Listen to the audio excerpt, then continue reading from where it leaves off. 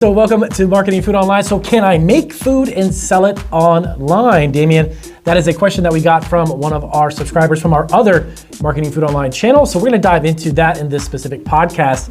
There's a handful of things that you actually need to be aware of before you take the dive into selling any food online. So as always, if this is your first video, welcome to Marketing Food Online. My name is Damien Roberti, founder and CEO of Marketing Food Online. My wife and I have been e-commerce food entrepreneurs for now almost 13 years. This coming year in 2022, it's gonna be 13 for us.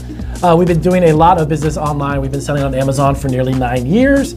We're on eBay, Etsy, and of course, several other websites as well. So definitely want to dive into this question because there's a lot of people who are looking to create a food business and they want to make a food product, but they're not really sure about the laws, regulations, and things that you have to make sure you follow to do it legitimately. And of course, don't get yourself into trouble. So can I make food and sell it online? Checking out my notes here really quick. Yes, you definitely can. Now, number one, you want to find out where specifically do you want to start making the product. If you're going to create and make the product itself, as you had asked in the question, if you're going to make a food product, doing it from home and selling it online is really not legal. There is a couple of states, don't get me wrong, there's a couple of cottage food law states that actually allow this. As a matter of fact, Florida just updated and changed its cottage food laws that allow you to produce a food product at home and literally sell it and ship it over state lines, which is fantastic. And they increased the limit to over $250,000, actually up to $250,000. So some states will allow this to be done. You have to check your cottage food law states. Now, to do that as well, here on Marketing Food Online, we have almost every single state done for cottage food laws to explain to you how it works for each state. So find your state on our channel here, check out that video, and then from there, you'll have an opportunity to get a better understanding of what you can and can't do. So number one is where you're gonna make it from. Now that you've established that, if you can't do it from home because your state doesn't allow it, next step is a commercial kitchen. Now, you don't have to make a commercial kitchen or create one. You can rent a commercial kitchen. You can create your food product and you can sell it online. But there's a couple of logistic questions that you need to figure out first. Most of the states won't allow you to produce a product in a commercial kitchen, bring it home, and then sell it and ship it online, because that's very similar to what you're doing in a cottage food setting because you're bringing the food product to your home. So find out from your city or your county where you're going to get your business license from and ask them, look, I want to produce a food product in a commercial kitchen.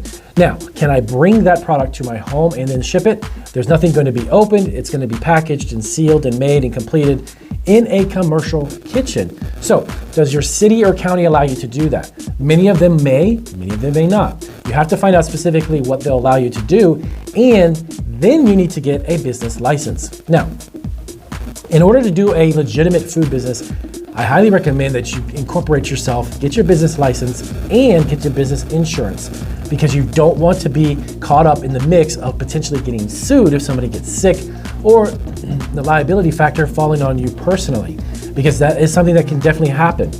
Food businesses are totally different than the world of selling other things that are not edible. People can get sick and they have allergic reactions, whatever it is. So you want to make sure that you've got the right licenses and permits that are needed to do this, okay? So once you get that down pat and you've got yourself an LLC, which by the way, you can do online. If you want to check below this video, there's a really cool website that you can actually do it online for free. And they only charge for the state, specifically the state filing fee, which you can't really get around that. But the website itself offers the service absolutely free. So you can create your LLC in a matter of just a few minutes, okay? So business license, make sure you have the right permits, check with your city and county about bringing the product home. Now we can talk about the renting of the commercial kitchen. So if you're looking to create your food product and then you want to ship it over state lines, you have to of course do that in a commercial kitchen. So with that being said though, what should you look for in a commercial kitchen? Number one, how do they rent out the commercial kitchen? Are you renting it by the hour? Are you gonna rent it by the day? Or are you gonna rent it by the block? Now, what I mean by the block is some of these commercial kitchens will say, hey Damien, we don't rent by the hour. We actually rent them out by 3-4 hours at a time. So you'll have to rent out that block of time, and then that's your time to do whatever it is you need to do. Now, in order to make this effective and profitable, you need to make sure that you can produce as much of that product that you're producing as possible in the time frame that you're actually renting the commercial kitchen. If you get the commercial kitchen for 3 to 4 hours, that's great. make sure you max it out and you can make up 1,000 units or 10,000, whatever it may be that you're producing, because you're going to factor that into your costs, okay? When it comes to creating a price point for your product, which we're going to talk about shortly, you want to make sure that you understand the cost of renting the commercial kitchen, plus your packaging, your labeling, your labor, and everything else that goes along with it, because that's going to cost you a bit of money. Some places it may be 30, 40 bucks an hour, which is inexpensive, very cheap. Some places that are in more urban areas and cities may charge 100, 200, or even 300 an hour. I've actually heard of some that even go more than that, which is absolutely insane. But anyways, you want to make sure that you utilize the time that you're in your commercial kitchen to make the most of what you're doing, okay? Now, next up is packaging. Let's talk about packaging. You want to make sure that you've got an eye-catching, eye-appealing packaging for your food product, however it is that you're packaging it.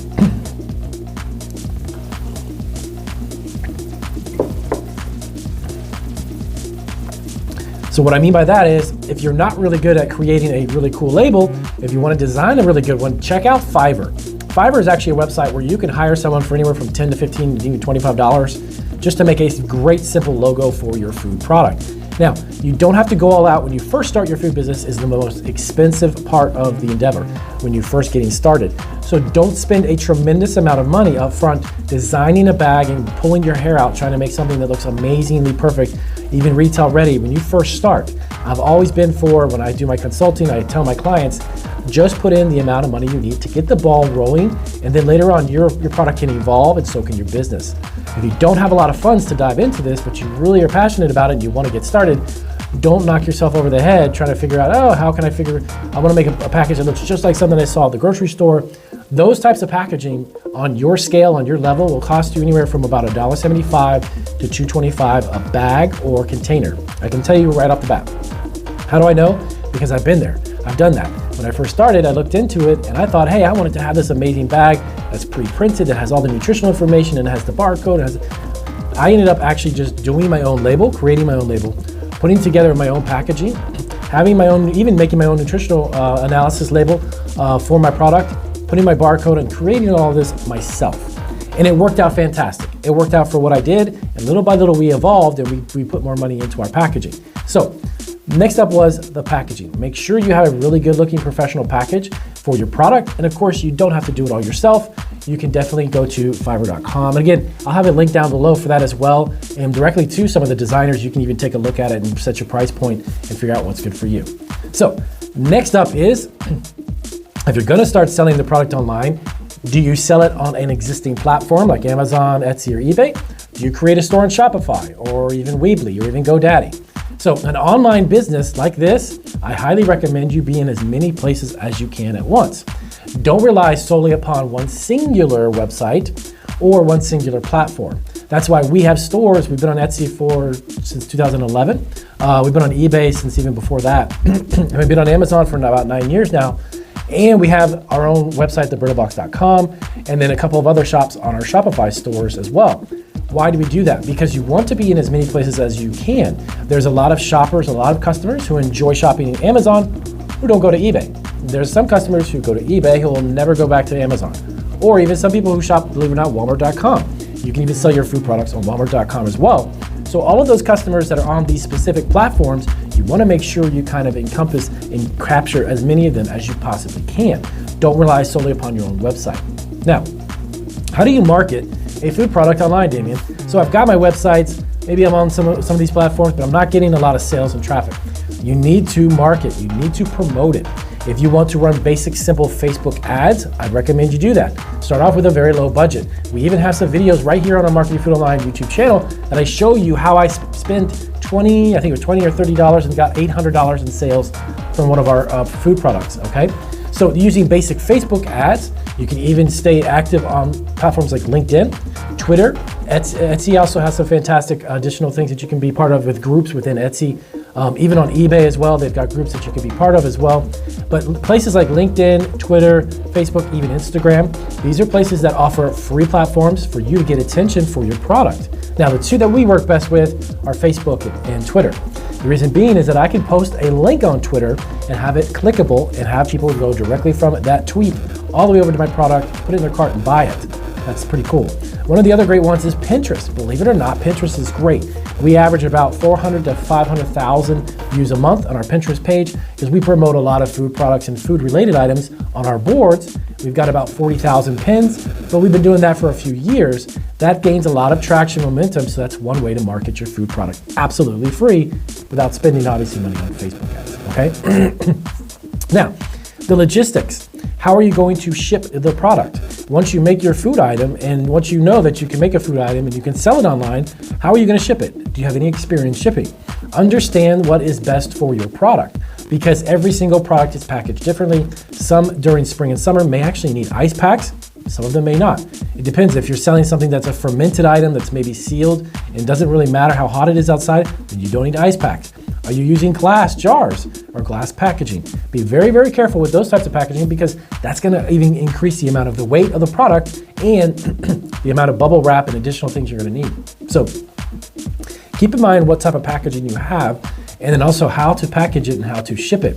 What I've always recommended to my clients when I do my consulting with them is that I let them know if you've never shipped the food product that you have, ship it to experiment, ship it to some friends or family across the country, find out how it arrived. What did you do? What did you do right? What did you do wrong? Find out what's the best packaging and buffer that you need to use. Should you use styrofoam peanuts, bubble wrap, or envelopes? Double check the way that you're actually packaging it because the logistics can cost you a ton of money. If it arrives damaged and broke, you have to resend it and send more product, okay? Next up is you gotta find a payment processor. So you've created your website online. Now let's say you're using Weebly, you're using Shopify, or you're using GoDaddy. Now you have to actually have a payment processor as well. Keep this in mind as well as to sign up for is that you need to attach like a PayPal,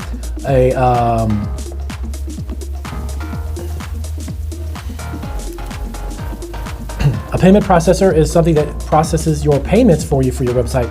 So you need to attach your website to like a Stripe or a PayPal or one of those payment processors to make sure that your transactions go through safely and securely. Now, if you're on a website or a platform like Amazon, Etsy, or eBay, there's nothing wrong with that because they already have their actual payment processors built in and they're gonna process those payments for you. If you're going to be doing this, make sure that your payments, the fees are around 2 to 3, maybe 3.5% at the most. Anything above that, you definitely want to take a look at a different type of processor to make sure your payments are taken care of as well. Customer service, next up is that. Now, how are you going to handle a product that potentially gets damaged? Do you know how to handle either a refund or if you're going to resend it? You need to be on top of your customer service and any questions or emails that you get from your customers on a daily basis. So if you're overwhelmed with trying to grow the business, you can actually have someone else do that for you. I actually would hire somebody. I recommend hiring someone part-time to make sure that they stay on top of those emails. So any of these questions that you have for your customers, you can be there when they need it. So these are the basics and the outline of getting ready to start selling. And can I make a food product? Can I make a food and sell it online? Definitely want to look into it, and these are some of the most important key factors if you're looking to just get started. So if you have any more questions about how to sell your food product online, definitely let us know in the comments section. We'll get to it as soon as we can, and we'll create a video and answer your questions, and I'll see you guys on our next video.